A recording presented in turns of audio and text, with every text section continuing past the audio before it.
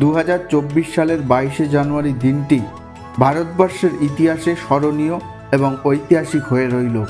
অযোধ্যায় উদ্বোধন হলো দীর্ঘ প্রতীক্ষিত সেই রাম মন্দির। অবশেষে নিজের গৃহে স্বমহিমায় ফিরলেন রাম।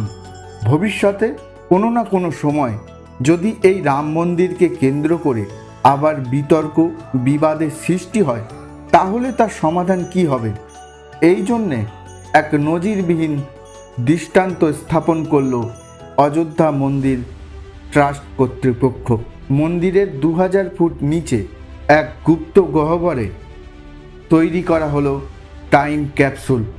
আজকের পর্বে সেই টাইম ক্যাপসুলের এক অনবদ্য অদ্ভুত গল্প, সাথে সাথে ভারতবর্ষ এবং বিশ্ব ইতিহাসে আর কোথায় কোথায় কেন টাইম ক্যাপসুল রাখা আছে তার অদ্ভুত অজানা কাহিনী শুধুমাত্র